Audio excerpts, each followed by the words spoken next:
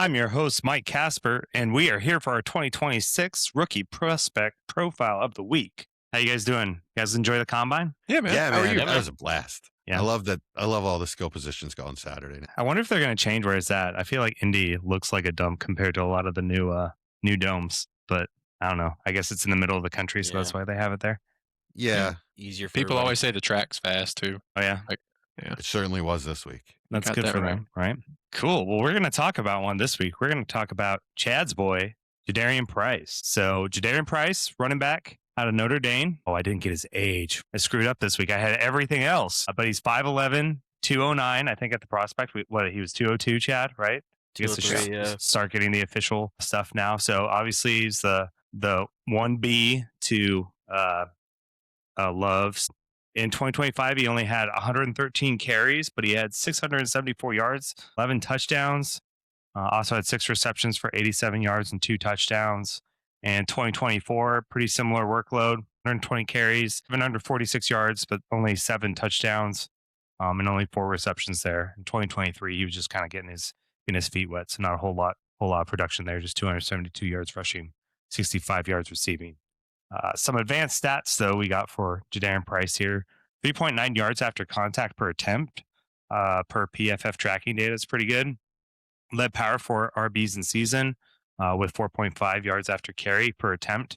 Definitely shows elite post-contact production.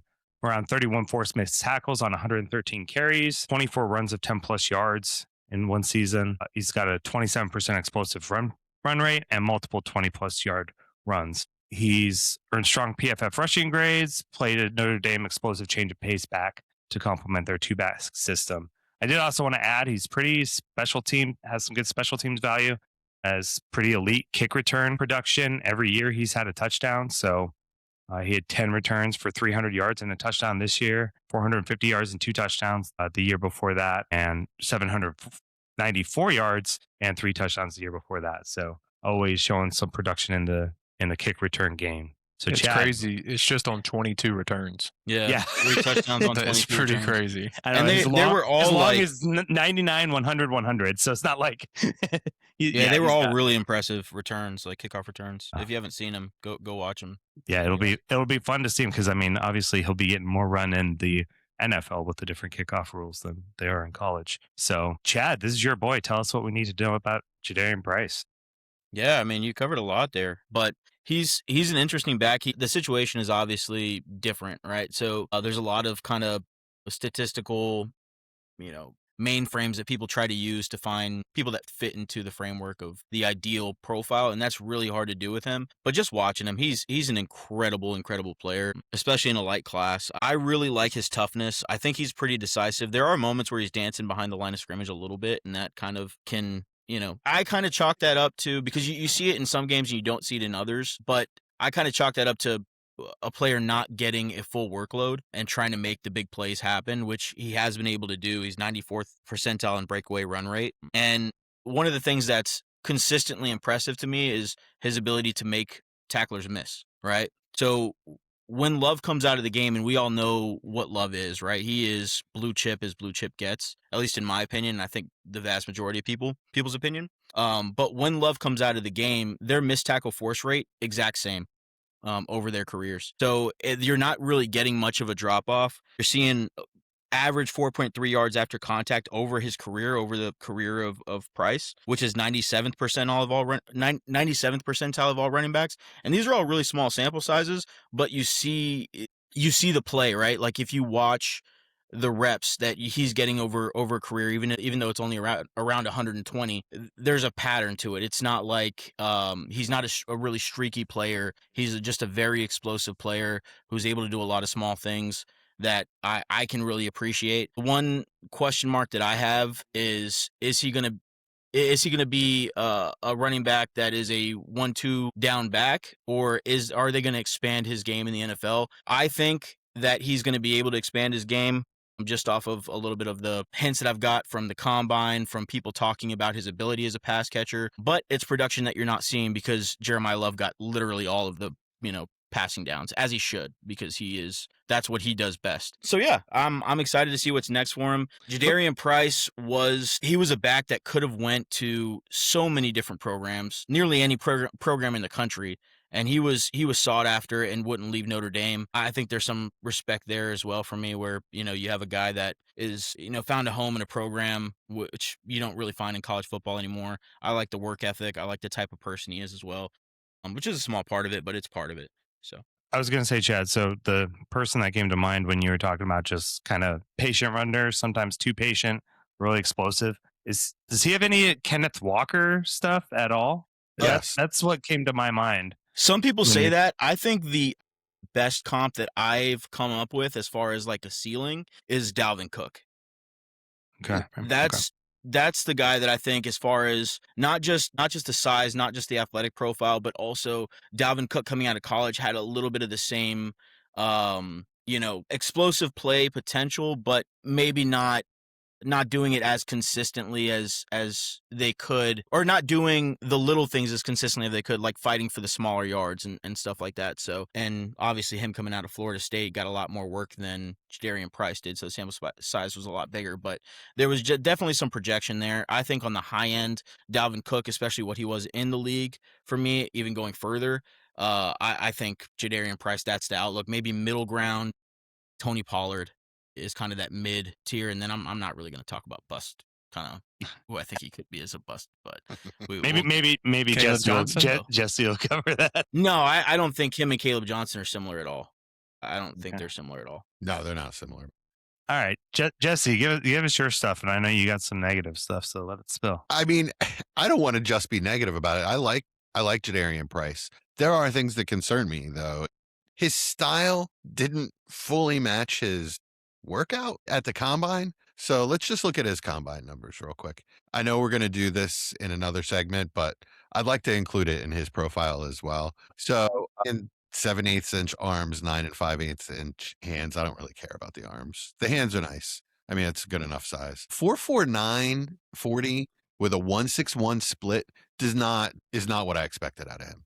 It's very confusing to me because on film, he looks fast and explosive, with good burst. So maybe that just doesn't translate to the 40. We see it on the film. So that's tracking does have him at almost 22 miles per hour this past season. Okay. I mean, I believe that. That's what it looks like on tape. So that's 100% believable. So maybe it just doesn't translate to track. So who cares? Yep. Or maybe he just had a bad day running. His jumping numbers were good. He had a 35-inch vertical and a 10-4 broad. And 21 reps on the bench press. So he's, I mean, if you look at him, he looks jacked. So, I mean, there's no strength issues there.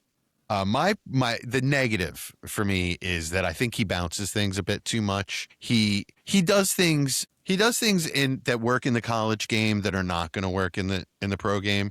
It's not his whole game. So I'm not saying he won't translate. I just think he's going to have to learn just some different tricks, especially when he gets to the second level.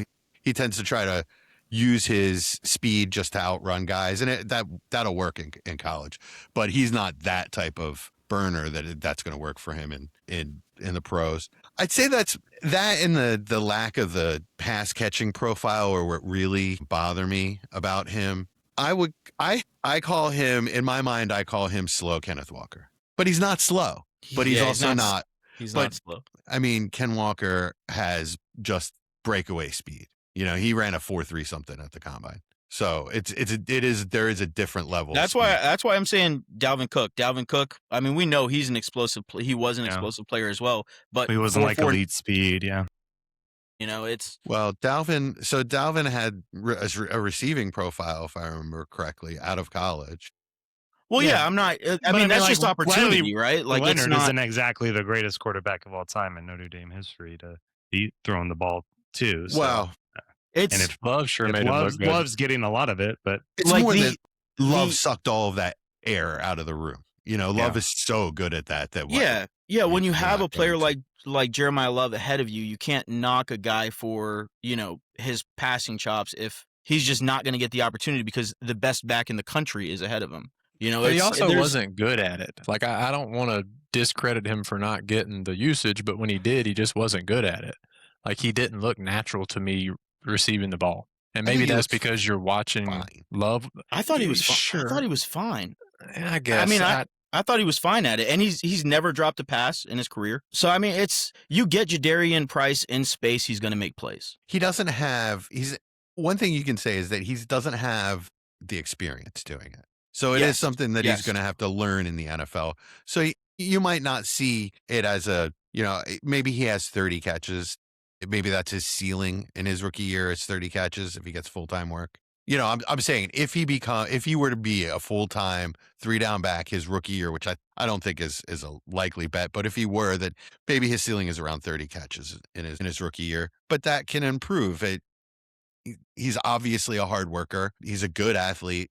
Like Chad said, he didn't drop any passes, so he can learn. You can learn to run an arrow route in the NFL. It's going to be interesting. I do agree there that there's a lot of projection. The one area that I am a little concerned about, which I mean, there's just so many backs that it just translates completely. It just translates completely different than what you're anticipating. But that's the pass blocking, and we've talked about this before. It's something that players just have to get into the league and learn how to do better. But there are some kind of technique issues for me. Definitely like a willing blocker. He'll go out there and give it a go. But I thought Jeremiah Love was a better blocker, and it was pretty, apparent. Or what about you, Austin? Let's hear what you guys say about him. Maybe some comparables too, and where you would have taken him in. Yeah, I was actually going to start rookies. with a comparable. Y'all know how big of a fan of this player I was coming out, so I don't want it to sound like an insult. But I have him as like a watered down Javonte. Javonte to me had a lot better wiggle in between the tackles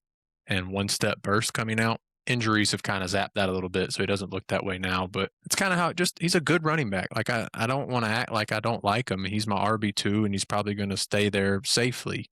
Part of that's because of the class, but he just feels like a safe guy, one of those guys he's probably going to go second round and be in a nice timeshare and get a good amount of work. I don't really see him as I think pretty much any team would want a pass catching receiver with him or back with him until we see otherwise. I did want to bring up, he did rupture his Achilles, just something to look out for. It was his freshman year, but just something to pay attention to. Other than that, I mean, my biggest knock, quote unquote, would be the way he is a one cut runner. I didn't feel like he burst well out of the one cut. Like I thought he had good top end speed, but I didn't feel like the first 5 to 7 yards after the cut, he would kind of jolt through, which I guess the 161 makes a little bit of sense with that. But yeah, I mean, I like him. He's a clear RB2 in the league for me. Like, I don't think he's a clear RB. Where would you have taken him last year's rookie draft, do you think? And then where do we think he'll end up this year? I looked at that today, probably right around pre-draft where I would have taken Dylan Sampson and Devin Neal right below Scadaboo. So I think that's RB6-ish in the class last year. If he's a second-round RB, do we think he's a first-round rookie pick this year? Yeah, he's going to be just because of how needy it is in this class. And how few there are. Yeah. Interesting. Is he worth it there because of the class? Sure. Yeah. I mean, he's a good enough back to return a late first value. I just don't have the higher ceiling view on him. I would have him. So if he was in last year's class, it would totally depend on. He would be in that group that it depended on capital and landing spot, like R.J. Harvey and Caleb Johnson and Dylan Sampson. I had a whole cluster of those guys. He would be in there, be towards the top of that list. I probably like him more than I liked R.J. Harvey. He's got way different profile.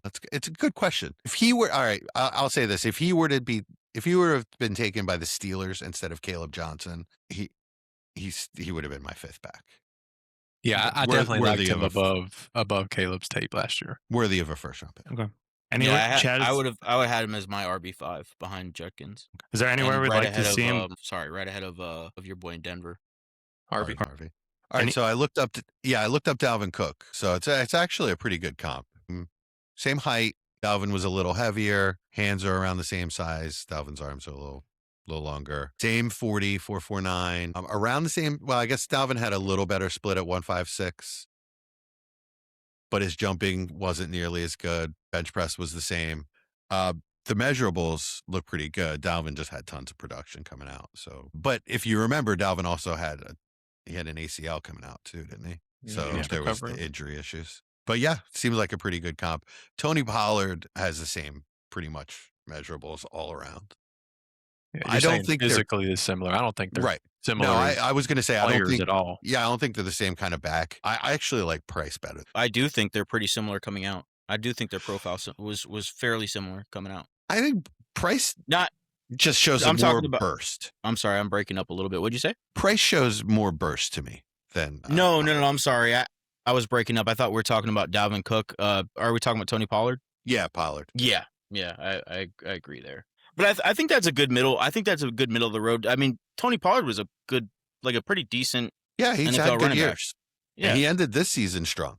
If you had him on your roster in the playoffs by some chance, he was startable. Do you guys think? What do you guys think the floor is for him? Because I think we have to talk about it, right? Because there's so much projection, right? Everybody's just kind of taking their best guess at what he's going to be based off usage of 120 Braylon Allen years. sees. That's what I would be scared of. Yeah. Not the type of player. That was not all that bad, actually. Yeah, Braylon Allen, I think, could have been a starting NFL running back on the right team. I just think draft capital kind of killed him. Yeah, that's why I said usage. Yeah, not the player itself. Yeah, the scary thing with Price is if he gets drafted with somebody that's better than him. If he goes to a place that already has a back that's better than him. Like what happened with Sharp. Yeah, I just don't think that most teams are going to do that in the second round. I think he's almost a lock for the second round. He went to the Ravens. Seattle did it. Yeah, Seattle did it, but I just don't see a lot of teams doing that. That's that was a shock when the Seattle did that. It really was. It's messed things up for years. Yeah, but they won a Super Bowl, so they can't complain. Yeah, after Sharp got hurt, drafted so well. Sharp got hurt. Yeah, right. Sharp had to go down, and then the back they should have been playing got MVP. Yeah, Ravens would be a really good landing spot, in my opinion, because I think they're going to try to be a running team. It's going to be messy, so it'll cause him to fall down the board. Year and be able to get him. Houston is where I would want him. Late second or early third. Yeah. Houston with Woody Marks would be ideal for me. Nice. Mixon still. They said the GM said he didn't even know if he's going to play surgery or not. Yeah, you heard that. Oh yeah, I don't think he's coming back. So I think that would be a great fit alongside Marks. I really like the Chiefs. If the Chiefs don't go Love, I really like the Chiefs in the second round. I think that'd be a fun landing spot. Those are both good landing spots for it. Really starved. Cool. All right. Anything? Well, I'm sorry. I should update y'all. He's 22 years old, by the way. So, Price, 22 years old. So, one guy. You guys got any other notes for Jadarian Price? That's about it. I mean, I think he could sneak into the late first round with ideal landing spot and draft capital, but we're probably looking at a mid to late second rounder. And what happened with Corum could also happen with it. You're talking about in rookie drafts? Yes. I think barring he doesn't go to somewhere that he's like behind Jonathan Taylor or something like that he's going to be a late first in most drafts. Yeah. I got to ask you guys, because I just traded the 110, actually. So I just traded the 110 for Saquon Barkley. Oh, I saw that. It was a good trade. Yeah, I'll take Saquon. Yeah. Okay. Yeah, it was a good trade for you. Interesting. All right. I thought it was a good trade for both sides. If you have Saquon, something I was thinking about. I was competing, but yeah. Yeah, if you need Saquon, you have Saquon, who's a 29-year-old back, if you can get 110 for him, it's not a lot. Yeah. All right, cool. Well, next week, gentlemen, we will be doing wide receiver Omar Cooper Jr. This has been your prospect. Thanks, guys. That's you, Jesse. Good time. That's me. Okay. Cue. Drop. Ladies and gentlemen.